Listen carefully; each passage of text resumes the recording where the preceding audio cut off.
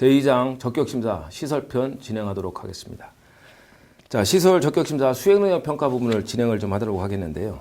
저는 적격심사를 설명드릴 때 오프라인 강의에서 뭐라고 설명드리냐면 1순위 되고도 떨어지지 않는 법이다. 뭐 이렇게 설명을 드립니다. 어떤 분들은 1순위 되고 떨어진 사람이 그렇게 많냐 이렇게 질문하시는 분도 계시는데요. 그렇게 많을 때도 많죠. 그래서 1순위 되고 떨어지지 않는 법이다. 자, 이 부분을 뒤집어서 보면 뭐가 되냐면 그 2등, 3등 되고도 낙찰받는 법이다. 이렇게도 볼 수가 있는 거겠죠. 저는 개인적으로 뭐 2등, 3등 되고 낙찰받는 것에 더 묘미가 있지 않나 뭐 이렇게 생각을 합니다. 어찌됐든 적격심사를 설명드리도록 하겠습니다. 적격심사는 기본적으로 그 좀 다소 어렵습니다. 예, 실제적으로 분석법처럼 뭐 수학적인 개념이 들어가는 게 아니고요. 예, 어떤 법 규정처럼 되어 있기 때문에 다소 어렵게 되어 있는데 제가 몇 가지 키 포인트를 잡아드릴 테니까 그 부분을 암기하시고 적용하는 문제를 풀어보시면 큰 무리가 없을 거라고 생각합니다. 자, 2장의 적격심사 5페이지를 보도록 하겠습니다. 자, 5페이지의 적격심사의 정의 또는 개요를 좀 한번 보도록 하겠는데 우리나라 국가계약법이나 지방자치단체 계약법을 보면은 순수최저가죠. 순수최저가가 근간입니다. 그러니까 국고에 부담을 주지 않는 업체를 낙찰자로 선발을 해라 이렇게 되어 있습니다. 쉽게 얘기해서 1원 쓰면 뭐 10억이든 뭐 100억이든 1원 쓰면 낙찰자를 뽑아라 이렇게 되어 있는데 자, 이렇게 순수최저가를 진행을 하면 몇 가지 문제가 대두가 되죠. 첫 번째로는 뭐냐면 저가 투자를 합니다. 예. 우선 낙찰을 우선 받기 위해서 저가 투자를 하고요. 두 번째로는 이제 저가 투자를 하다 보면 계약을 못 하죠. 예. 너무 낮게 썼기 때문에 1순위 될 욕심으로 금액을 너무 낮게 썼는데 그 금액으로는 이제 진행을 못 하니까 계약을 불이행하게 되는 거고 두 번째로는 뭐 울며 겨자 먹기로 계약을 진행하지만 부실공사가 많이 일어납니다. 그래서 여기에 이제 어떤 것을 첨부를 했냐면 계약 이행 능력을 평가하기 시작했습니다. 자, 순수최저가에다 계약 이행 능력을 평가하니까 이게 어떻게 됐냐면 이게 적격 심사가 됐죠. 자, 계약 이행 능력에서는 어떤 것을 평가하냐면 크게 두 가지를 볼 수가 있습니다. 크게 두 가지로 실적과 경영 상태를 평가한다. 이렇게 보시면 됩니다. 실적과 경영 상태. 결국 적격 심사가 무엇이냐면 금액으로만 계약자를 뽑는 게 아니라 금액으로 순위를 뽑고 그 업체의 실적과 경영 상태를 종합적으로 평가해서 낙찰자로 선발하는 제도가 적격 심사입니다. 그래서 이 기본적인 내용 금액을 보고 실적과 경영 상태도 같이 평가한다. 이 부분을 꼭 이해하시면 좋겠습니다. 자, 5페이지를 보도록 하겠습니다. 5페이지에서는요, 지금 적격심사 기준을 좀 말씀드릴 겁니다. 해마다 적격심사는 뭐 굉장히 많이 변하죠. 특히 2014년도는 적격심사가 굉장히 많이 변한 해다라고 저는 기억을 하고 있습니다. 그래서 적격심사 기준을 뭐 지방자치단체 입찰시 낙찰자 결정기준 조달청 시설공사 적격심사 기준은 현재 2014년도 12월을 기준으로 해서 이런 세부 기준에 최근 거를 썼습니다. 이 강의를 뭐 2015년도나 아니면 뭐 2016년도에 들으시는 분도 혹시 계실 수 있는데요. 그때 최근에 적격심사를 적용하는 것이 맞습니다.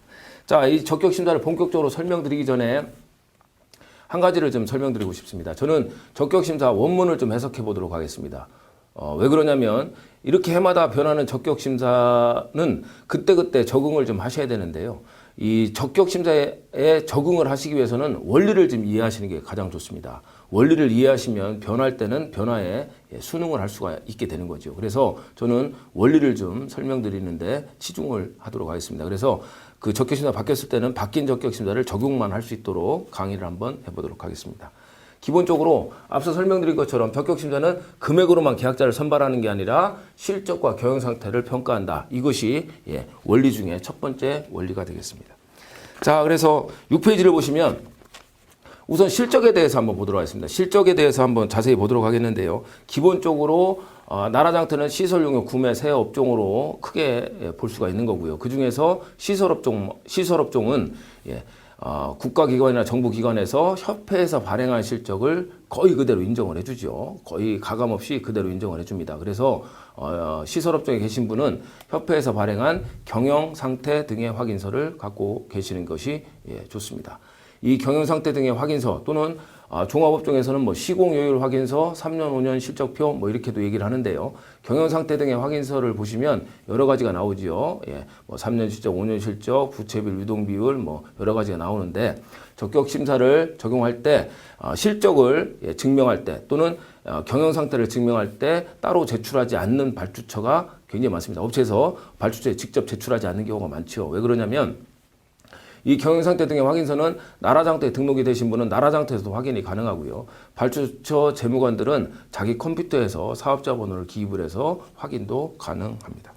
자, 그 부분에 대해서 6페이지에 이제 그 지방자치단체 입찰 시 낙찰자 결정 기준의 실적 적용에 대해서 말씀을 드린 거고요. 그런데 협회에서 실적을 관리하지 않는 데가 있습니다. 그 부분은 협회에서 실적을 관리하지 않을 때는 업체가 직접 실적을 다 증빙을 하셔야만 합니다. 자, 그리고 최근 3년 이상 업종별 실적 인정 기준 6페이지입니다. 최근 3년 이상 업종별 실적 인정 기준은 뒤에서 볼 건데요. 최근 3년 이상 업종별 실적이라고 해서 업체들은 이제 4년 실적, 4년 실적 뭐 이렇게 말씀하시는 경우가 많은데요. 원 명칭은 최근 3년 이상 업종별 실적입니다. 이 부분은 뒤편에서 자세히 공부하도록 하겠습니다. 자, 7페이지를 보도록 하겠습니다. 저는 무엇보다도 이 7페이지가 굉장히 중요한 페이지다 이렇게 설명을 드립니다. 예. 이 적격심사 상담을 하다 보면요. 제가 좀 과장해서 말씀드리면 뭘 모르는지를 모르는 분들이 굉장히 많이 계십니다. 뭘 모르는지를 모르는 거죠. 그러면 저는 뭐라고 설명드리냐면 7페이지를 좀 암기하시면 뭘 모르는지를 알게 된다. 뭐 이렇게 설명을 드리는데 이 7페이지를 통째로 암기할 필요는 없습니다. 좌측에 보시면 번호 붙어 있는 거 있죠. 1번, 1번, 뭐 2번, 2번. 자, 그 부분은 또 꼭 암기하시길 바라고요. 그리고 제일 윗줄에 시공경험 평가라고 되어 있습니다. 시공경험 평가 추정 가격 또는 기초 금액 곱하기 일정 비율을 곱하면 해당 업체 실적이 같거나 크면 만점이다. 이제 만점인데 만점이라고 기입을 하시고 그 줄은 꼭 외우시는 게 좋겠습니다. 자, 그렇게 좌측에 있는 번호하고 그 윗줄에 시공경험 평가 항목을 외우시면 적격심사를 제 개인적인 생각입니다만은 뭐 한 30-40%는 또 이해하지 않나 이렇게 보는 겁니다. 자, 그러면 이 부분이 뭐냐면요. 제가 우선 적격심사를 들어가기 전에 개념적인 이야기를 한번 해보겠습니다. 적격심사에서는 어떤 것을 평가하냐면 예를 들어서 조달청에서 5층짜리 건물을 발주를 했습니다. 예를 드는 겁니다. 그러면 5층짜리 건물을 발주를 했습니다. 그러면 투철해가지고 순위가 나오죠. 그러면 1순위부터 어떤 걸 평가하냐면 과거에 몇 층까지 접었냐를 평가합니다. 과거에 4층까지 접었다. 그러면 5층 질 능력은 없다. 이렇게 보는 거고요. 뭐 6층, 7층 접었다. 그러면 5층 질 능력이 있다. 이렇게 보는 거고. 그리고 두 번째로는 이 업체가 부도가 나겠느냐 안 나겠느냐 이걸 보는 게 적격심사의 근간이 됩니다. 그래서 그것을 표에 적어놓은 것이 7페이지에 있습니다. 7페이지 보시면 좌측부터 보겠습니다. 1번, 1번, 2번, 2번, 3번, 3번으로 되어 있죠. 우선 적격심사는 크게 수행능력 평가와 입찰가격 평가로 나뉩니다. 수행능력 평가와 입찰가격 평가로 나뉘고요. 수행능력 평가는 시공경험 평가와 경영상태 평가로 나뉩니다.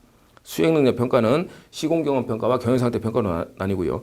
경영상태 평가는 부채비율, 유동비율, 영업기간 세 가지로 나뉘도록 되어 있습니다. 자, 여기서 하나씩 좀 보도록 하겠는데요. 경영상태 평가에서 부채비율, 유동비율, 영업기간입니다. 자, 이 경영상태 평가에서는요, 이런 말씀을 좀 꼭 드려야 되는데, 한 회사에서 여러 개 업종을 갖고 있을 수 있죠. 그러면 실적은 다 다를 수 있습니다. 그런데 경영상태는 같습니다. 왜 그러냐면, 실적은 업종에 대한 실적을 얘기하는 거고요. 이 경영상태는 회사에 대한 평가를 이야기하고 있습니다. 그래서 실적은 다를 수 있지만 경영상태는 동일하다. 회사를 평가하기 때문에 그렇게 보시면 되고요. 두 번째로는 부채비율과 유동비율입니다. 부채비율은 말 그대로 부채에 대한 비율입니다. 그러면 높은 게 유리할까요? 낮은 게 유리할까요? 낮은 게 유리하죠. 유동비율은 현금에 대한 유동성입니다. 높은 게 유리할까요? 낮은 게 유리할까요? 높은 게 유리하죠. 그래서 그 우측에 보시면 평가 방법에 괄호를 보시면 크기를 보시면 반대로 되어 있다는 것을 눈여겨보실 필요가 있습니다. 영업기간은 3년이 기본입니다. 그리고 3년이 안 될 때는 차감 점수는 발주처마다 다른데요. 제가 여기서 말씀드리고 싶은 건 뭐냐면 3년이 기본이고요. 예. 이 3년은 사업자 등록증 업종 취득일을 얘기합니다. 업종 개시일이 아니라 업종 취득일. 그러니까 거의 협회 등록일. 예. 협회 등록이 다 되어 있어야 되죠. 그래서 협회 등록일을 기준하는 것이 맞습니다.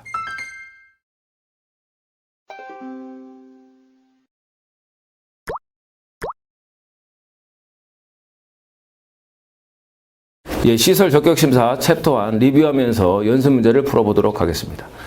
시설편 적격심사 핵심은 무엇보다도 만점금액, 적격심사 만점금액을 찾는 게 가장 큰 핵심이라고 볼 수 있습니다. 적격심사 만점금액을 잘 찾아야 하는 이유는 무엇이냐면요. 그 금액을 만점금액을 벗어났을 때는 1순위가 돼도 또는 적격심사 대상이 돼도 낙찰받을 확률이 현저히 떨어지기 때문에 그렇습니다. 그래서 이 적격심사의 만점금액을 찾는데요. 예. 제가 5페이지부터 설명을 드리도록 하겠습니다. 챕터 1 적격심사 챕터 1 5페이지입니다.